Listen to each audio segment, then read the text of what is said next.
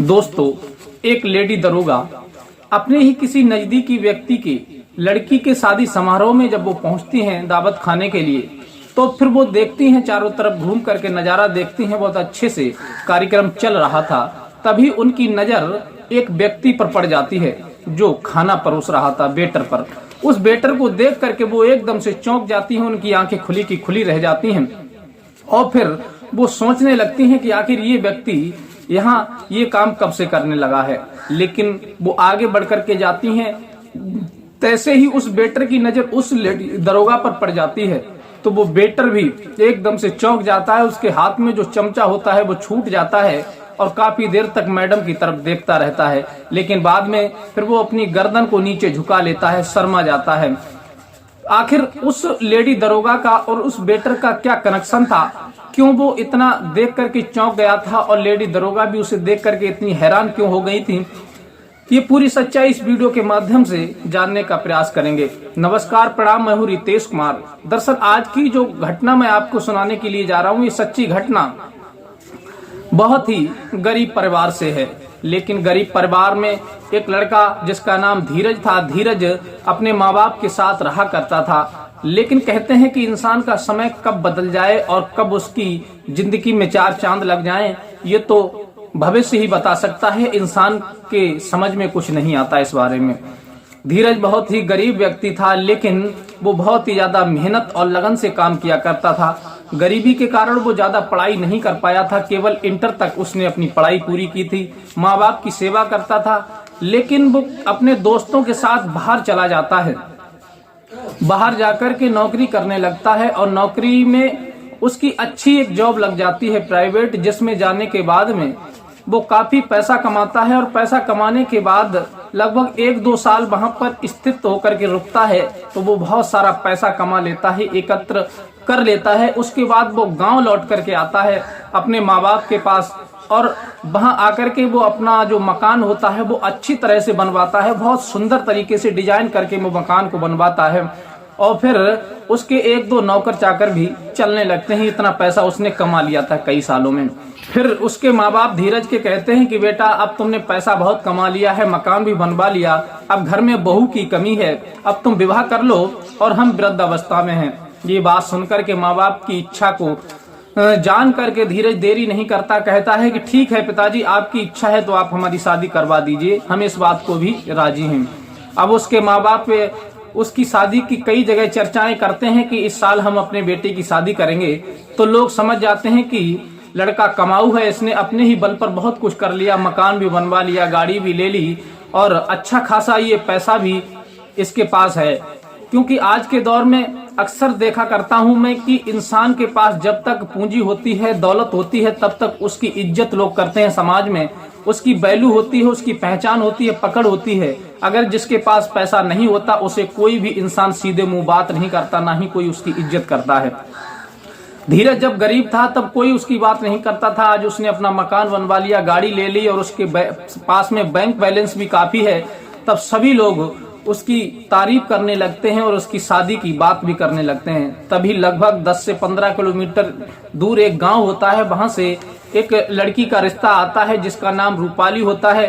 रूपाली काफी पढ़ी हुई थी, लगभग उसने इंटर ग्रेजुएट कर लिया था और ग्रेजुएट करने के बाद में, लेकिन वो ज्यादा रईस घर की नहीं थी वो लड़की, लेकिन संस्कारी थी। तभी उसका विवाह धीरज के साथ हो जाता है और बड़े धूमधाम से विवाह होता है। विवाह होने के बाद रूपाली अपने पति धीरज के साथ रहने लगती है।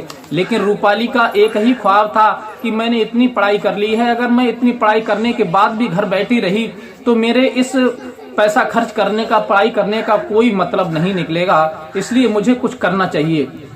तभी वो अपने पति धीरज से कहती है कि धीरज, मुझे आगे पढ़ाई करनी है। धीरज कहता है ठीक है, अगर तुमको पढ़ाई करनी है तो तुम निश्चिंत होकर के पढ़ाई करो, पैसे की कोई चिंता नहीं है, जितना भी पैसा लगेगा वो सारा पैसा मैं खर्च कर दूंगा। लेकिन कुछ दिन तक तो वो अपनी पत्नी की पढ़ाई करवाता है, कोचिंग वगैरह दिलवाता है। लेकिन धीरज जो होता है वो बड़ा ही लालची किस्म का व्यक्ति होता है। वो देखता है कि उसके जो दोस्त होते हैं उनकी शादी में बहुत सारा दहेज मिलता है, बहुत पैसा मिलता है, गाड़ियां वगैरह मिलती हैं। लेकिन धीरज की शादी में इतना कुछ नहीं मिल पाया था, क्योंकि जो धीरज के ससुराल वाले थे वो मिडिल क्लास के थे। बस यही विचार करके उसका दिमाग बदल जाता है, सोचने लगता है कि मेरे ससुराल वालों ने तो मुझे कुछ दिया ही नहीं। इस बात को लेकर के वो अपनी पत्नी को प्रताड़ित करने लगता है। कहता है कि देखो, हमारे दोस्तों के लिए इतना दहेज मिला है, इतना पैसा मिला है, गाड़ी मिली है, और तुम्हारे पिताजी ने हमें क्या दे दिया? केवल तुम्हें हमारे साथ भेज दिया है। आखिर मैं तुम्हारा यहाँ खर्चा भी करूँ, तुम्हारी पढ़ाई भी करवाऊं, और फिर तुम्हारे मायके से कुछ मिला भी नहीं है। इस बात को लेकर के धीरज जो होता है बहुत ही ज्यादा कलेश करने लगता है, विवाद करने लगता है अपनी पत्नी रूपाली से। लेकिन रूपाली कहती है कि धीरज, इस तरह की बातें अच्छी नहीं लगती, शोभा नहीं देती। तुम भी पढ़े लिखो, हम भी पढ़े लिखे हैं। अरे अपने बल पर कुछ करो, तब कुछ मतलब हासिल होगा। किसी की दी हुई दौलत से कोई अमीर नहीं बनता। तब वो धीरज कहता है कि ये सब मेरे ही बल पर हासिल किया हुआ है। मेरे पिताजी पहले बहुत गरीब थे, मैंने बाहर इतनी मेहनत लगन से पैसा कमाया था, उसकी के बदौलत मैंने ये गाड़ी खरीदी है, मकान बनवाया है, मेरे पास बैंक बैलेंस है। फिर उसकी पत्नी कहती है, फिर तुम्हें किस चीज की जरूरत है? सब कुछ तो तुम्हारे पास है, फिर तुम हमें परेशान क्यों करते हो? वो कहता है कि परेशान तो हम इसलिए करते हैं क्योंकि हमारी अच्छी अच्छी जगह पर बात है, हैसियत है, इज्जत है, लोग हमारी इज्जत करते हैं। और जब बात शादी की आती है तो लोग कहते हैं कि तुमने एक गरीब परिवार से शादी कर ली, तुम्हें दहेज में कुछ नहीं मिला। बस इसी बात को लेकर के मेरा मूड खराब हो जाता है और मैं अब तुम्हें इस हालत में यहाँ नहीं रख सकता। इस बात को लेकर के उनके बीच में बहुत सारा विवाद होता है। धीरज मारपीट भी करने लगता है और फिर वह इस टेंशन में रह करके अपनी पत्नी से विवाद इतना बढ़ा लेता है कि उसके बीच मारकूट हो जाती है। उसकी पत्नी उसे छोड़ करके मायके चली जाती है। फिर वो मायके चली जाती है तो फिर वो अपने पति के खिलाफ कोर्ट में केस दायर कर देती है और केस जब दायर होता है तब पुलिस उसे पकड़ करके कोर्ट में ले जाती है और उससे कहती है कि तुम इसे दहेज के लिए प्रताड़ित क्यों करते हो। तब वो अपनी सारी हकीकत कोर्ट में बताता है, लेकिन कोर्ट में कोई बात नहीं बनती। तब पुलिस उसे जेल भेज देती है, कोर्ट आदेश करता है और उसे जेल हो जाती है। इधर धीरज जेल चला जाता है और जेल में काफी दिन रहता है, लेकिन उसकी जो पत्नी होती है रूपाली, वो अपने पिताजी के यहाँ रह करके कोचिंग वगैरह करती है और कुछ तैयारियां करने लगती है। धीरे धीरे यूं ही वक्त बीतता चला जाता है, लेकिन एक दिन क्योंकि वो इंटर ग्रेजुएट पहले ही कर चुकी थी, खाली कोचिंग कर रही थी और कोचिंग करते करते उसे ऐसा मौका मिल जाता है कि वो एक पुलिस में सिलेक्ट हो जाती है, मतलब दरोगा के पद पर नियुक्त हो जाती है। इधर तो रूपाली पुलिस में सिलेक्ट हो जाती है, दरोगा बन जाती है, लेकिन उसका पति जेल चला गया था, इसलिए उनका कोई संपर्क नहीं हो पाया था और वो एक दूसरे से अलग रह रहे थे। और फिर वो केस में बहुत सारा पैसा लगता है, लेकिन उसका जो खर्चा होता है उसकी पत्नी रूपाली का, वो कोर्ट बांध देता है। और फिर जो धीरज होता है उसके लिए, अपनी पत्नी के लिए हर महीने लगभग 30 से 40 हजार रुपए महीने देने पड़ते थे। अब इस बात को लेकर के वो बहुत ज्यादा टेंशन में रहता है कि आखिर इतनी इनकम नहीं है मेरे पास जो 30 से 40 हजार रुपए मैं अपनी पत्नी को दे सकूं, और तलाक भी उसकी पत्नी ले नहीं रही थी। इस तरह से काफी समय बीत जाता है और जो भी उसके पास पैसा होता है वो सारा पैसा वो अपनी पत्नी को उस खर्चे में कोर्ट के द्वारा दे देता है। अब उसके पास कुछ नहीं रहता, वो बहुत ज्यादा टेंशन में पड़ जाता है। फिर वो दारू पीने लगता है, बिल्कुल गरीब हो जाता है। जैसी उसकी स्थिति थी बस वही स्थिति उसकी बन जाती है। अब वो सोचने लगता है कि आखिर मैं क्या करूं। तब वो इधर उधर काम करने के लिए निकल जाता है, काम की तलाश में इधर उधर भटकने लगता है। तब उसके लिए एक व्यक्ति मिल जाता है और वो कहता है कि भाई साहब, अगर आप काम करना चाहते हो तो आप हमारे यहाँ होटल पर काम कर सकते हो। लेकिन वो व्यक्ति वहीं चला जाता है, होटल पर कुछ दिन काम सीखता है और फिर वहाँ खाना वगैरह बनाना उसे आ जाता है। उसके बाद में एक बारात का ऑर्डर आता है उस होटल वाले के पास में, वहां से वो सारी लेबर को उस बारात घर में भेज देता है। कहता है कि हम अपनी लेबर भेज रहे हैं, वहां सारा खाना बनेगा और यही लेबर हमारी खाना परोस करके भी बारातियों को खिलाएगी। अब उधर वो सभी लोग पहुंच जाते हैं, लेकिन वो मैडम जो थी, जो थाने में सिलेक्ट हो गई थी, दरोगा बन गई थी, उनके मिलने वाले ने मतलब अपनी बेटी का विवाह किया था दूसरे डिस्ट्रिक्ट में। तो दूसरे डिस्ट्रिक्ट में वो अपनी बेटी को लेकर के गए थे। तो इधर से वो मैडम भी, दरोगा जो बनी हुई थी, धीरज की पत्नी रूपाली, वो भी उनके साथ गई थी और वहां पर बड़ी अच्छी तरह से तैयारियां चल रही थी। तो वो अपनी घूम करके सारी स्थिति देख रही थी, जायजा ले रही थी। तब वो देखती हैं कि एक व्यक्ति वहीं पर वेटर बना हुआ है, वो खाना परोस करके सभी लोगों को खिला रहा है। फिर वो मैडम रूपाली की नजर उस व्यक्ति पर पड़ जाती है और वो उसे देख करके एकदम से दंग रह जाती हैं, परेशान हो जाती हैं। लेकिन उस व्यक्ति की भी नजर उन मैडम के ऊपर पड़ती है तो वो शर्म की वजह से अपनी गर्दन नीचे कर लेता है। तब वो मैडम उसके पास पहुंचती हैं, रूपाली जो दरोगा भेष में थी, वर्दी पहने हुए थी, वो पूछती हैं कि धीरज, आखिर बात क्या है, तुम यहाँ पर ये वेटर का काम क्यों करने लगे, क्या तुम्हारे पास पैसा कम पड़ गया?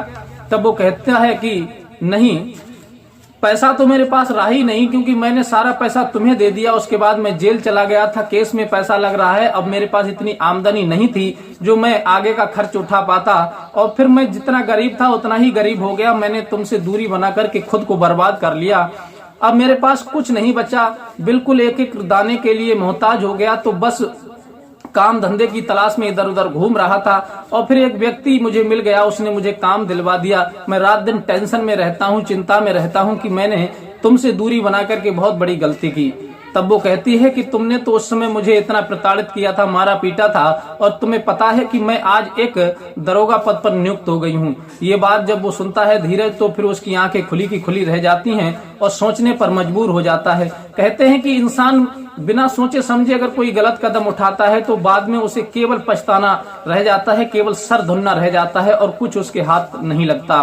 क्योंकि वो जब दरोगा का नाम सुनता है कि पत्नी दरोगा बन गई है तो सोचने लगता है कि मैंने अच्छा मौका अपने हाथ से निकाल दिया, अगर ये मेरे पास होती तो कितना पैसा मेरे पास होता, कितना पावर मेरे पास होता।